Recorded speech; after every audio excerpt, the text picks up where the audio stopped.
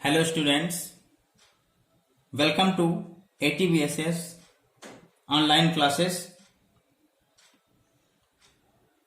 आज हम पढ़ेंगे सतत आवेश वितरण और एक समान बाह्य विद्युत क्षेत्र में रखे वैद्युत द्विध्रुव पर लगने वाले बल युग्म का आघूर्ण।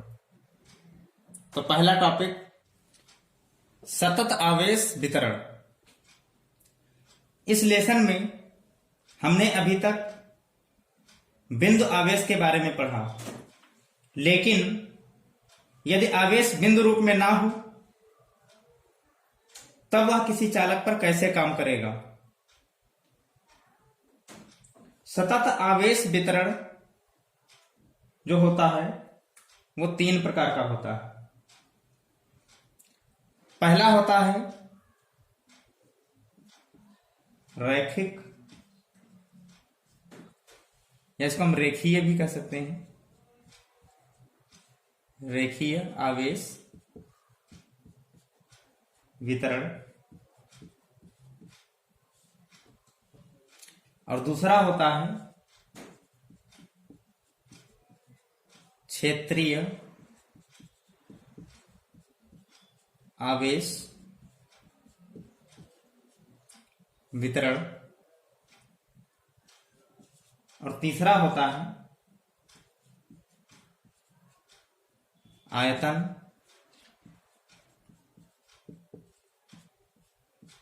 आवेश वितरण।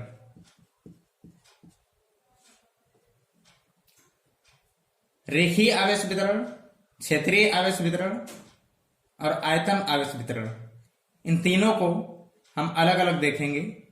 तो सबसे पहले हम रेखीय आवेश वितरण को देखेंगे। रेखीय आवेश वितरण को समझने के लिए एक तार लेते हैं, चालक तार,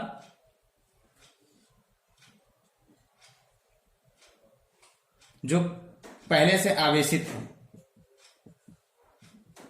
हम मान लेते हैं कि इसमें Q आवेश है और इस चालक तार की जो लंबाई है उसको L मान लेते हैं।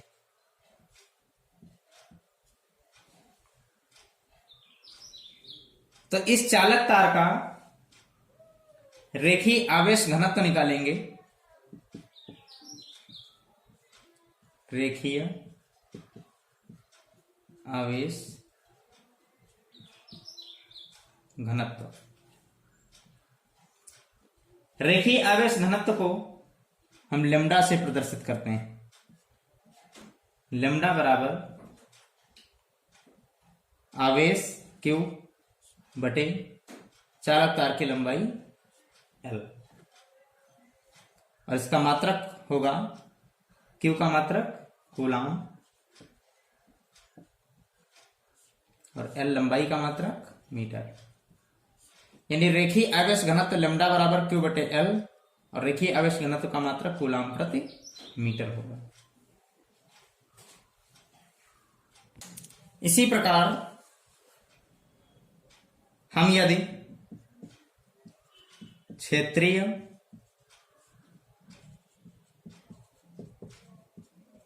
आवेश वितरण की बात करें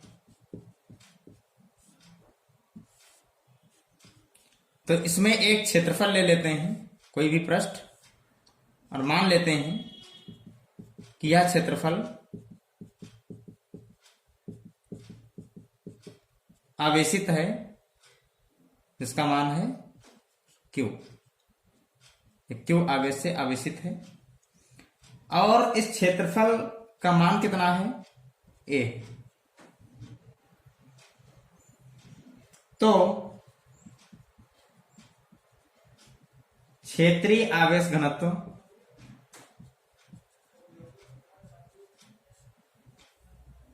क्षेत्रीय आवेश घनत्व को सिग्मा से प्रदर्शित करते हैं।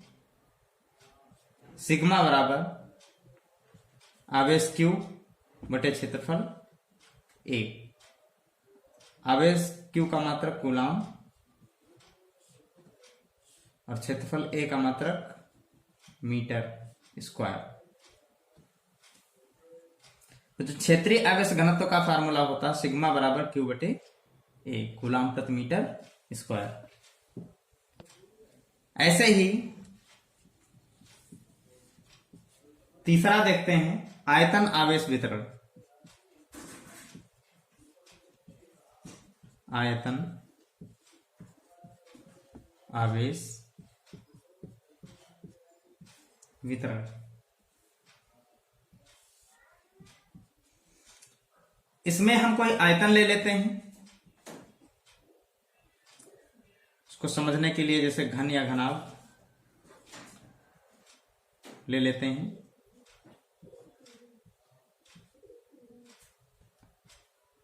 और हम मान लेते हैं कि इस घन का आयतन V और इसके भी पृष्ठ पे आवेश वितरित है,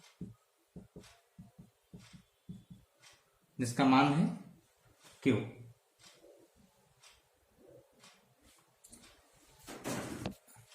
तो आयतन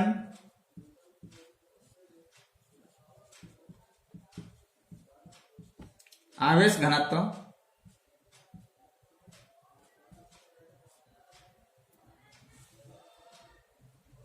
आयतन आवेश घनत्व को रो से प्रदर्शित करते हैं।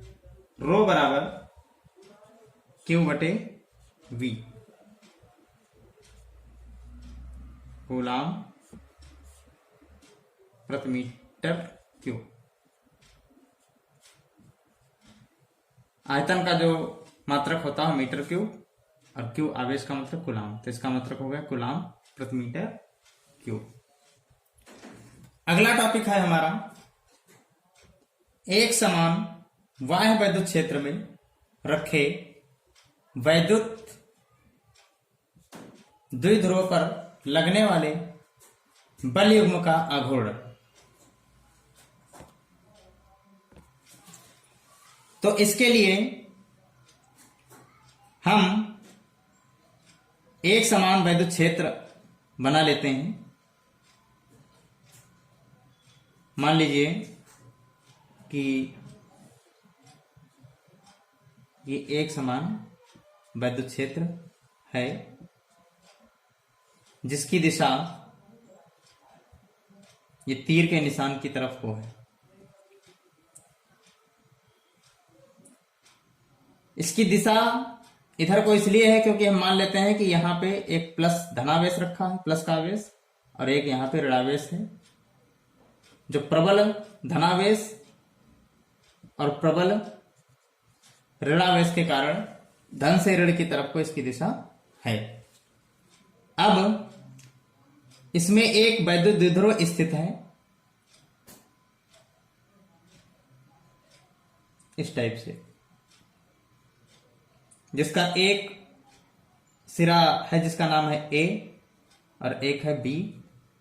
एक सिरे पे माइनस Q आवेश मान लेते हैं और एक सिरे पे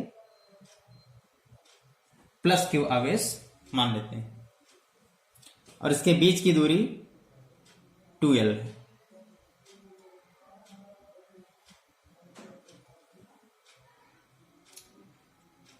बिंदु A पर और बिंदु B पर बल लग रहे हैं जिनकी दिशाएं क्रमशः,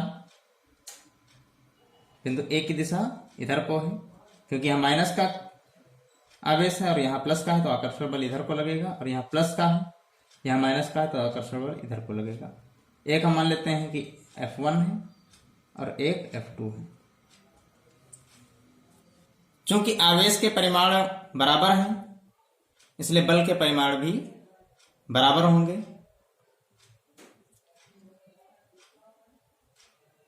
और दिशाएं भिन्न भिन्न होंगी, यानी F1 जो होगा वो F2 के बराबर होगा, उनके जो परिमाण होंगे, लेकिन दिशाएं विपरीत होंगी। दिशाएं विपरीत होंगी जिससे एक बल इधर को लग रहा है और दूसरा बल इसके जस्ट विपरीत में, यानी कि ये घूमने की कोशिश करेगा। एक बल युग्म हो जाएगा।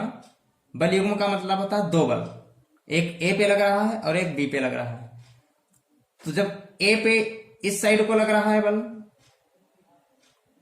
और B पे इधर को लग रहा है तो ये घूमने की कोशिश करेगा। तो यही बल युग्म का आघूर्ण हमको निकालना है। बल युग्म का आघूर्ण, इसको हम टाउ से प्रदर्शित करते हैं। बल गुणे बलों की क्रिया रेखाओं के बीच की दूरी। यानी एक बल लेंगे और जो दोनों बल हैं उनके क्रिया रेखाओं के बीच की दूरी निकालेंगे। और कैसी दूरी? लंबवत दूरी। और दोनों को गुणा करा देंगे तो हमारा बल युग्म का आघूर्ण आ जाएगा। बल तो हम जानते हैं कि एक बल F1 और एक बल F2 लग रहा है जो आपस में बराबर हैं, तो इसको हम F मान लेते हैं। और गुणे बलों की क्रिया रेखाओं के बीच की दूरी। देखिए जो F1 बल है इसको अगर हम पीछे की तरफ बढ़ाएं और ये F2 बल है इसको हम पीछे की तरफ बढ़ाएं, तो ये जो दोनों लाइनें आई हैं ये F1 और F2 की क्रिया रेखाएं। तो इनके बीच की लंबवत दूरी अगर हम B पे लंब डाल दें इस रेखा पे तो ये लंबवत दूरी कहलाएगी। इसको हम O मान लेते हैं। यानी OB जो है वो लंबवत दूरी होगी बल F1 की क्रिया रेखा और बल F2 की क्रिया रेखा के बीच की। तो यहां हम लिख लेते हैं OP। और हम जानते हैं कि F बराबर QE होता है, क्योंकि हम पीछे पढ़ चुके हैं E बराबर F बटे Q, वैद्युत क्षेत्र की तीव्रता। तो F बराबर QE हो गया। ये जो वैद्युत क्षेत्र है इसको हम E मान लेते हैं, तो F बराबर QE हो गया। और OB का मान कितना होगा? OB का मान निकालने के लिए हम इस चित्र में देखते हैं AOB एक समकोण त्रिभुज दिख रहा है जिसको हम अलग बना लेते हैं इस टाइप का।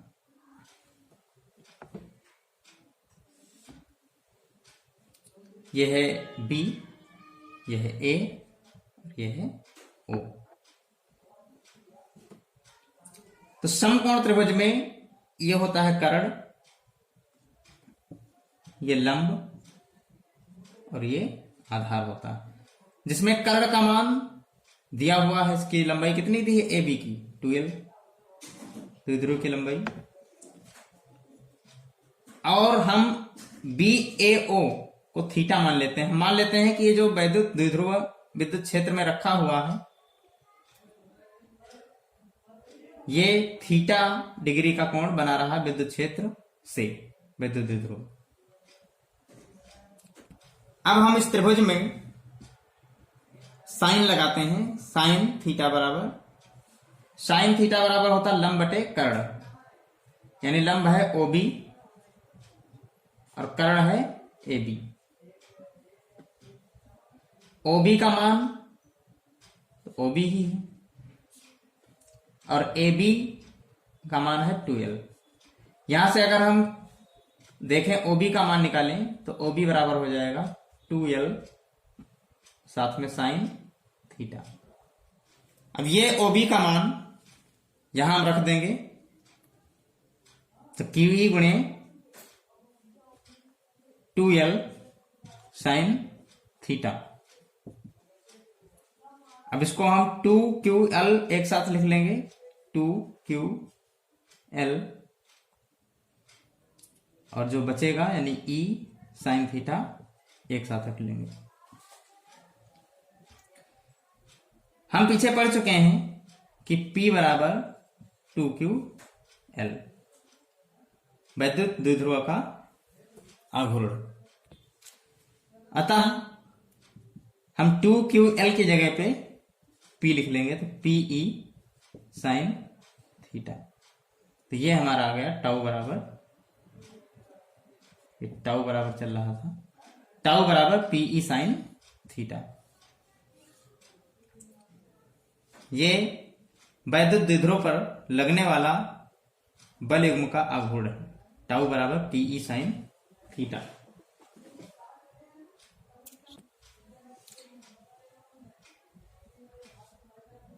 यदि इसको हम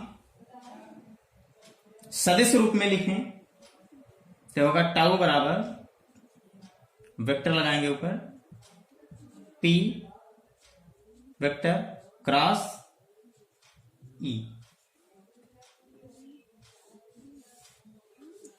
यहां से साइन थीटा हट जाएगा। अब ये कहां चला गया साइन थीटा? क्योंकि हम जानते हैं कि vector A cross vector B is equal to AB sine theta. तो इसको अगर हम उल्टा कर देते हैं, यानी इधर का इधर लिख लें, AB साइन थीटा बराबर हो जाएगा vector A cross vector B। तो ऐसे ही यहाँ पे P साइन थीटा को, जैसे AB साइन थीटा को vector A cross vector B लिखा गया है, ऐसे हम PE साइन थीटा को vector P cross vector E लिख सकते हैं। इसके बाद कुछ स्थितियां होती हैं। अगर हम वैद्युत द्विध्रुव विद्युत क्षेत्र के समांतर रखें तो थीटा का मान 0 हो जाएगा। थीटा का मान जब 0 होगा तो साइन थीटा यानी साइन 0 और साइन 0 का मान 0। तो जो बल युग्म का आघूर्ण होगा वो भी 0 होगा। इस स्थिति में कोई भी बल युग्म कार्य नहीं करेगा। ये तो पहली स्थिति हो गई। दूसरी स्थिति, यदि हम वैद्युत द्विध्रुव वैद्युत क्षेत्र के लंबवत रख दें तो थीटा बराबर 90 अंश होगा, यानी साइन थीटा का मान कितना हो जाएगा, साइन 90, और साइन 90 का मान 1 होगा। तब इस पर लगने वाला जो बल युग्म का आघूर्ण होगा वो मैक्सिमम होगा। अगर इसको हम टाउ मैक्स माने तो हो जाएगा PE, क्योंकि साइन थीटा का मान 1 हो गया।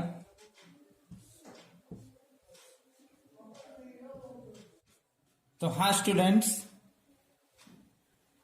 आज के वीडियो में बस इतना ही। हमें उम्मीद है कि आप लोगों को समझ में आ रहा होगा। यदि कोई भी डाउट है तो प्लीज कमेंट करके बताइए, हम आपके डाउट को क्लियर करेंगे। और वीडियो को लाइक कीजिए, शेयर कीजिए और चैनल को सब्सक्राइब कीजिए। Thank you.